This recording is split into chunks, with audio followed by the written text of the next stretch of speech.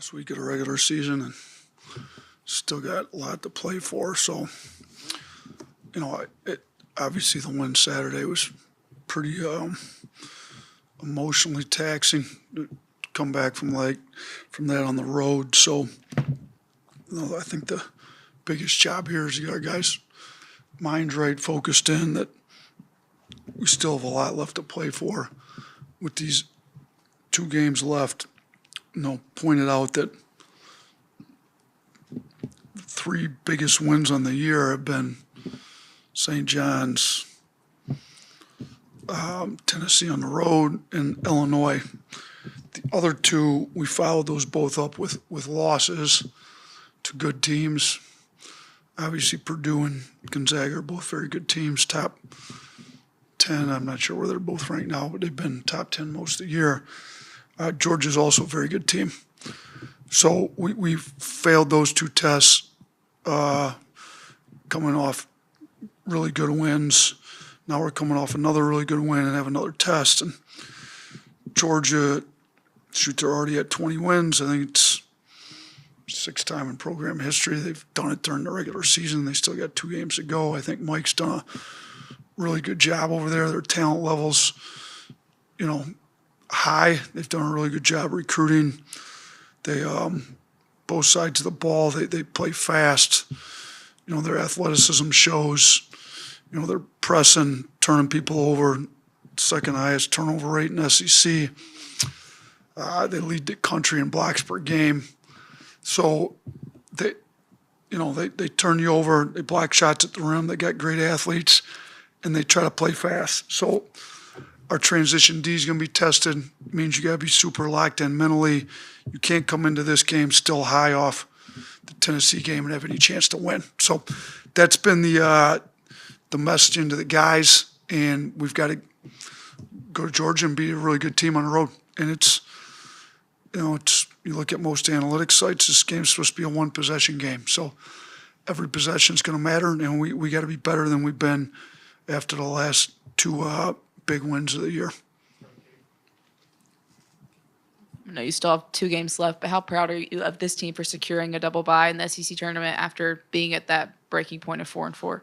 Yeah, I really proud of it. Month of February went well. We haven't lost since January. That's a long time to go in the SEC. I mean, it's a very good league. Right, it's 2 games every week. We didn't have a bye in February.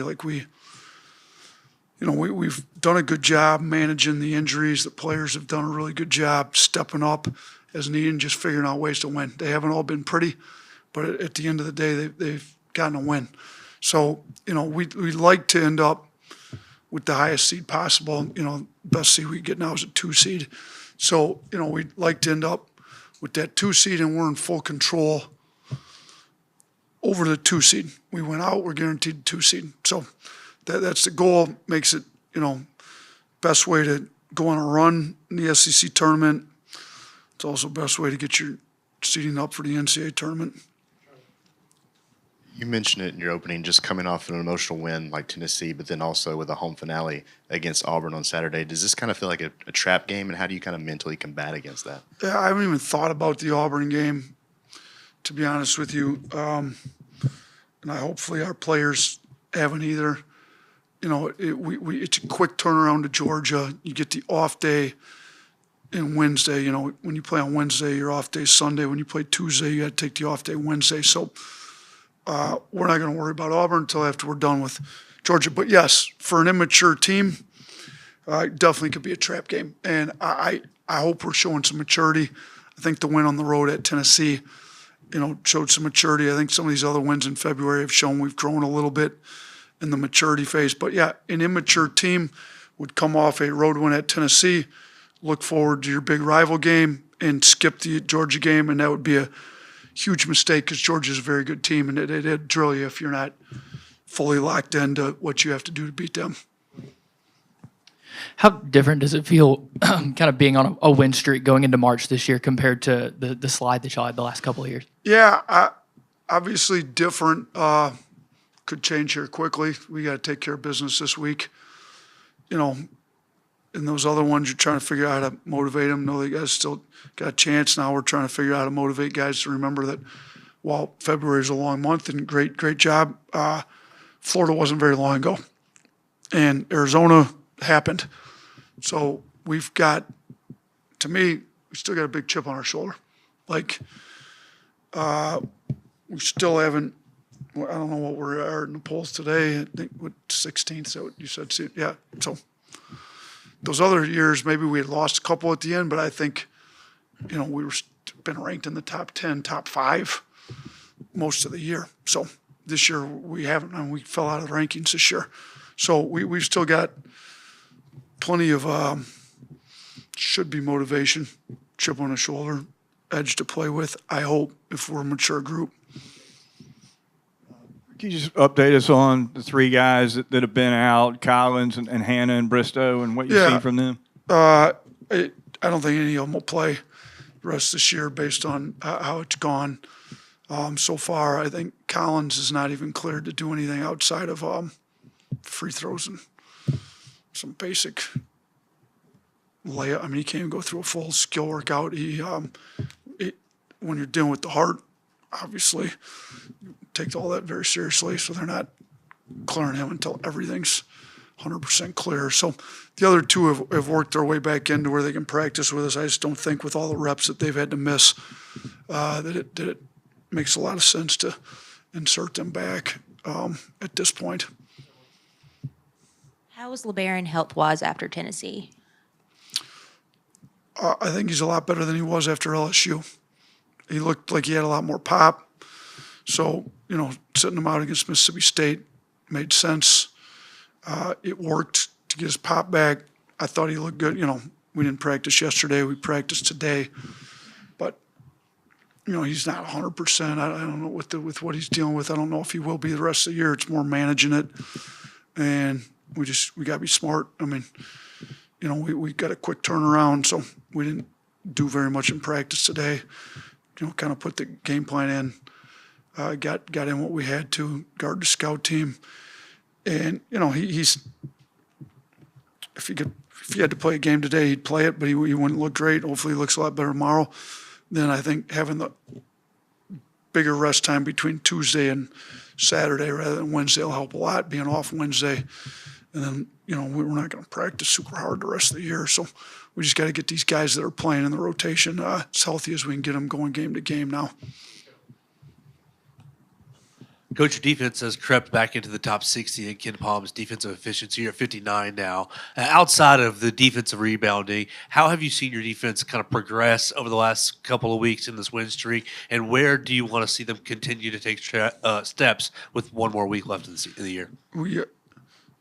Somebody pointed that out to me. We quit using Ken Palm because they don't take into account the fact that you have guys sitting out all the time. So we go to I think Haslametrics has us 38th. I don't know if they take that into account though. We're going to the ones that but no. To answer your question, our defense is getting better. It's been good enough to win these games in February. It's still not where we need it to go. It's significantly better than it was 2 years ago going in the Final Four run. But, it's going to have to be one of those deals where we know it hasn't been where we wanted it to be for the whole season. But kind of like when we went on that Final Four run, let's forget some of this. Let's lock in. Let's be the best defensive team we can. Let's try to have a top 20 defense right now, which we did in that Final Four run. You go look at the numbers, those 4 wins to get to the Final Four. We had one of the better defenses in the country. So, we need to get it there. I do think, we've shown, particularly in the backcourt, a lot more fight. I think, Reitzel's been pretty good since he's got healthy, playing his best basketball of his career. But that, to me, started on the defense. I mean, before he went on this offensive run, he's been one of the best players in the SEC here lately. Before he went on this big offensive run, he already had his defense locked in. Holloway, starting with that LSU game, has looked really good on defense. Thought Philon's effort was better last game as he's gotten a little healthier. So our defense is getting better. It is moving up, whatever analytics sites you want to go to. And we just got to continue to improve. pretty drastically if we're going to want to make the run we're trying to make here in March. Yeah, just 2 road losses. You've never had a season here under 3. Just what do you make of this year's team having that accomplishment? Make up for our home losses. Shoot, shouldn't have lost 3 at home. So if you're gonna give away home games, you better go win them on the road. I didn't know that. So we've never had less than 3. Yeah, you've had 3 times.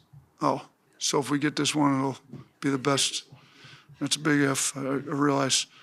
Yeah, that'd be huge. Show a little fight. We had some tough road games too. Shoot, Auburn's never easy. Winning at Tennessee's not easy. So St. John's not easy. I guess technically you can't count Illinois though. That's not St. John's counts for true because they play half their games at the Garden. Yeah, but Chicago's not Champaign. So no, that'd be impressive. Kind of go looking at some of the games we scheduled on the road. So yeah, let's try to get this one. And I'll let you write the article about it.